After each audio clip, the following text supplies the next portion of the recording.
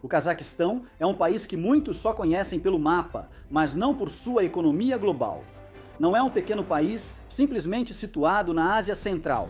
É o nono maior país do mundo em área territorial. É maior do que a Europa Ocidental. Ele se estende desde a fronteira com a China, no leste, até o Mar Cáspio, no oeste.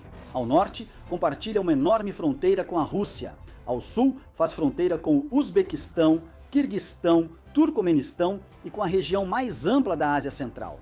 Então, mesmo que o Cazaquistão não tenha litoral, ele possui algo quase tão valioso: posição. Está localizado entre as rotas que ligam China à Europa, Rússia, Oriente Médio e Cáspio. E no mundo do comércio, esse tipo de localização pode se tornar extremamente poderosa se existir a infraestrutura certa. Essa é a parte importante. Durante anos, o Cazaquistão tinha a geografia, mas faltavam os corredores modernos para convertê-la em lucro. O país herdou muitas ferrovias, oleodutos e sistemas industriais da era soviética, mas em geral voltados para o norte, em direção à Rússia. Isso fazia sentido na economia soviética, mas limitou as opções do Cazaquistão após a independência. O Cazaquistão buscava mais rotas, clientes, parceiros comerciais e controle sobre suas exportações. A China também queria o mesmo do outro lado. A costa leste da China é uma das regiões industriais mais movimentadas do mundo, mas enviar mercadorias para a Europa por mar é demorado. Os navios atravessam o Mar do Sul da China, passam pelo Sudeste Asiático, seguem pelo Oceano Índico, cruzam o Canal de Suez e entram no Mediterrâneo. Essa rota é eficiente e transporta grandes volumes, mas depende de longas rotas marítimas e pontos de estrangulamento globais. Por isso, a China passou a olhar para o oeste. O Cazaquistão se tornou uma das peças mais importantes nesse plano, porque dá à China acesso terrestre direto à Ásia Central e além. De Xinjiang, na China, as mercadorias atravessam para o Cazaquistão, seguem de trem pela estepe e continuam rumo à Rússia, Europa, Mar Cáspio ou Oriente Médio. É por isso que o Cazaquistão não era apenas mais um país na estratégia do cinturão e rota da China. Era um dos lugares onde toda a ideia fazia sentido na prática. Em 2013, a China anunciou a parte terrestre da visão do cinturão e rota no Cazaquistão. Isso não foi uma escolha aleatória. Pequim sabia que o Cazaquistão poderia ser a ponte entre o oeste da China e o restante da Eurásia. Mas o Cazaquistão não é útil apenas como rota de trânsito. Ele também possui petróleo, gás, urânio, cobre, ferro, metais raros, trigo e vastas áreas de terra que podem sustentar logística e indústria. Para a China, isso significa que o Cazaquistão pode fornecer energia, matérias-primas, alimentos, corredores de transporte e espaço industrial ao mesmo tempo. Para o Cazaquistão, o investimento chinês é uma oportunidade de superar um dos principais problemas econômicos: depender apenas da exportação de matérias-primas. Para entender como o Cazaquistão transforma sua localização em poder econômico, observe Corgus. No mapa, Corgus fica bem na fronteira entre a China e o Cazaquistão. Do lado chinês, conecta-se com Xinjiang. Do lado cazaque, ela se abre para a vasta estepe que se estende pela Ásia Central. À primeira vista, isso não parece o local de um grande centro global de comércio.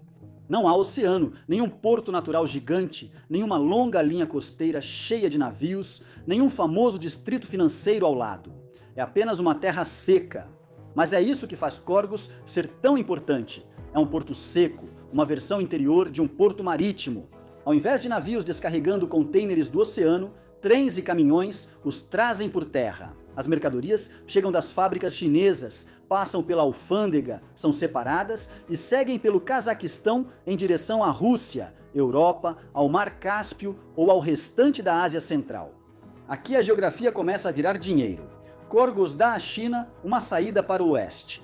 Isso permite que cargas do interior da China sigam direto ao Cazaquistão, sem precisar viajar milhares de quilômetros até um porto chinês. Isso é importante porque a China não quer apenas que suas cidades costeiras cresçam, ela também quer desenvolver suas regiões ocidentais, especialmente Xinjiang, conectando-as às rotas de comércio internacional. Mas Corgus também resolve um problema técnico que muitas pessoas não consideram. China e Cazaquistão não utilizam a mesma bitola ferroviária. Os trilhos na China têm largura diferente dos usados no Cazaquistão e na maior parte da ex-região soviética. Isso significa que os trens não podem simplesmente cruzar a fronteira e continuar como se nada tivesse acontecido. A carga precisa ser transferida, ou os trens devem passar por sistemas especiais que ajustam os vagões. Então Corgos não é só um projeto simbólico. É uma máquina ativa criada para enfrentar um dos maiores desafios do comércio terrestre entre China e Eurásia. A ambição é enorme. O Cazaquistão quer que Corgos seja mais que uma passagem de fronteira. Quer que se torne uma zona logística e industrial completa, onde as mercadorias não sejam apenas transportadas, mas também armazenadas, embaladas, processadas e redistribuídas. Em termos simples, o Cazaquistão não quer que os trens apenas passem pelo país. Quer que parte do valor fique dentro do país. Essa é uma diferença muito importante. Se o Cazaquistão só permitir a passagem de mercadorias chinesas, receberá taxas de trânsito, o que é útil, mas limitado. Mas, ao construir armazéns, parques industriais, fábricas de montagem, zonas alfandegárias e centros de distribuição ao redor dessas rotas, o país pode ganhar muito mais. É assim que lugares viram centros comerciais. Dubai não ganhou destaque só porque navios passavam próximos. Ela ganhou importância ao construir portos, aeroportos, zonas francas, armazéns e sistemas de negócios em sua região. Singapura fez o mesmo com o comércio marítimo. O Cazaquistão está tentando fazer algo semelhante com o comércio terrestre. Claro, Corgos não é Dubai e não tem a mesma posição global, mas a ideia básica é parecida. Pegue uma localização estratégica, adicione infraestrutura, reduza os obstáculos e transforme o movimento em negócio. Mas os portos secos são só parte da história. Se o Cazaquistão quiser ser ponte entre China e Europa, não pode depender só deles. Também precisa de estradas longas, modernas e de alta capacidade para transportar caminhões por um dos maiores países do mundo. E é aqui que o corredor rodoviário Europa Ocidental-China Ocidental se torna importante. O próprio nome já explica quase toda a ambição. Esse corredor foi criado para ligar a China ao Cazaquistão, Rússia e futuramente a Europa por uma grande rede rodoviária. Para o Cazaquistão, esse tipo de projeto é importante por causa de um problema simples. A distância, ela é enorme. O país cobre mais de 2,7 milhões de quilômetros quadrados, o que o torna maior do que toda a Europa Ocidental junta.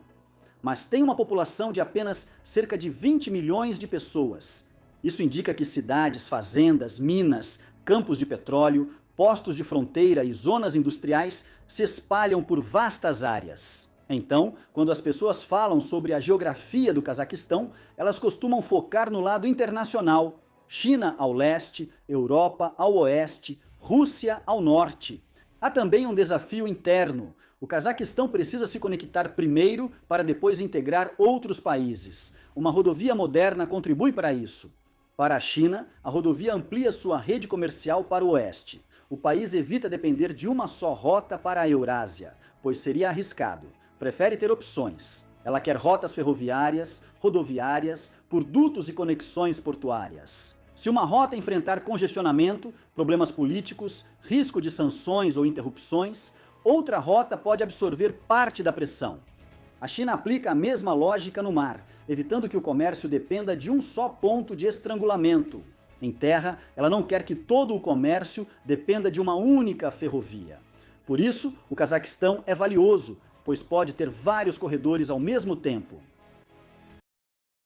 Estradas trazem flexibilidade ao Cazaquistão, ferrovias, poder. Como, ao considerar seu tamanho, distâncias e localização entre China e Europa, o transporte ferroviário é o único sistema que realmente se adapta ao país. Um caminhão transporta mercadorias por longas distâncias, mas com volume limitado. Avião é rápido, porém caro. Navio é barato, mas o Cazaquistão não possui litoral oceânico. O trem é intermediário. Ele transporta grandes volumes por longas distâncias a custo menor que caminhões e é mais rápido que rotas marítimas. É por isso que as ferrovias estão no centro da estratégia de megaprojetos da China no Cazaquistão. As duas passagens mais importantes são Dostik-Alishanku e Corgos-Altaingol. Esses não são postos de fronteira comuns, mas as principais passagens ferroviárias entre China e Cazaquistão.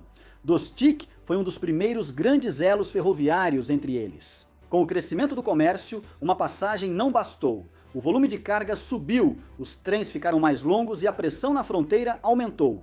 Então, o Cazaquistão e a China desenvolveram a rota Corgus-Altangol como outra grande passagem.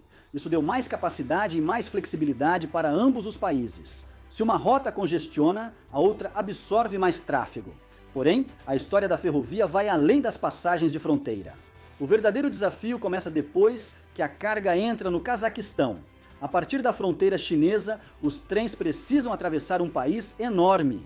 Eles podem ir ao norte para a Rússia, ao oeste para o Mar Cáspio, ao sul para a Ásia Central ou cruzar as áreas industriais do Cazaquistão. Cada direção apoia uma estratégia comercial. A Rota Norte liga China, Rússia e Europa, sendo por anos uma das principais rotas ferroviárias de carga entre China e Europa.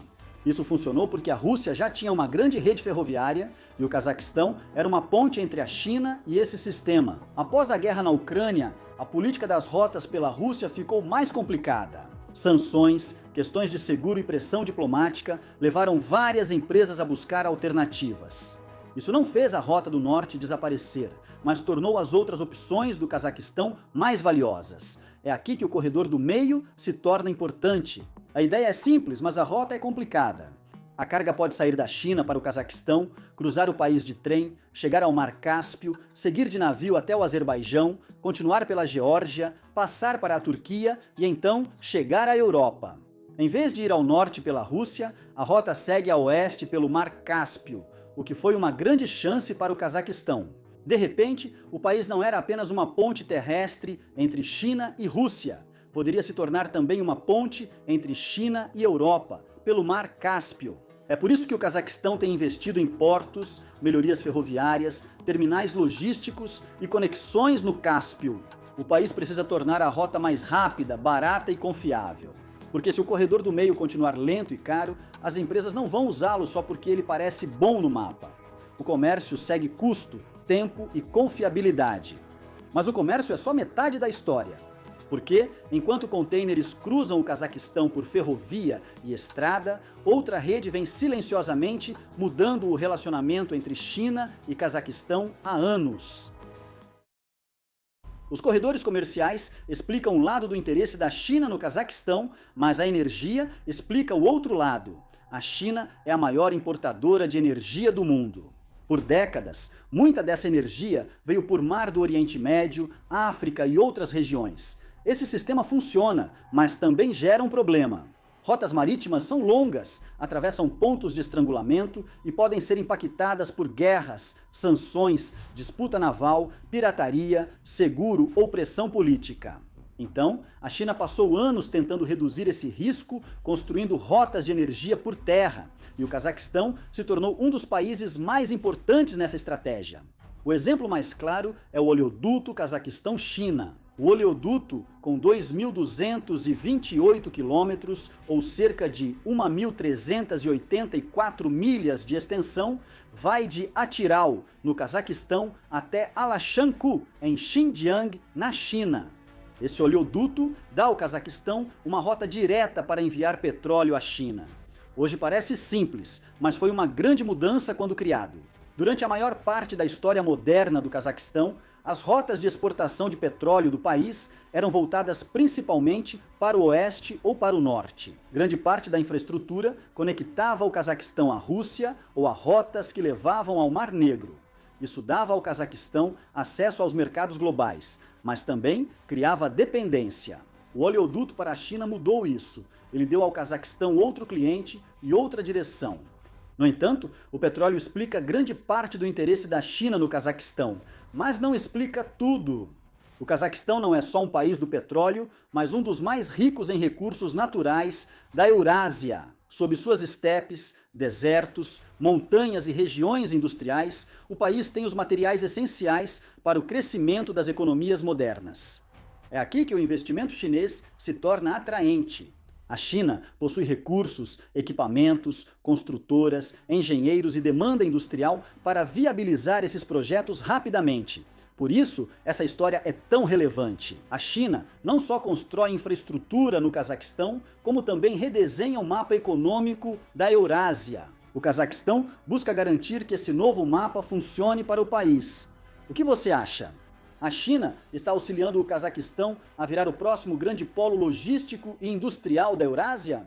Ou será que o Cazaquistão está assumindo um risco de longo prazo ao atrelar tanto do seu futuro ao capital chinês, às empresas chinesas e à demanda chinesa?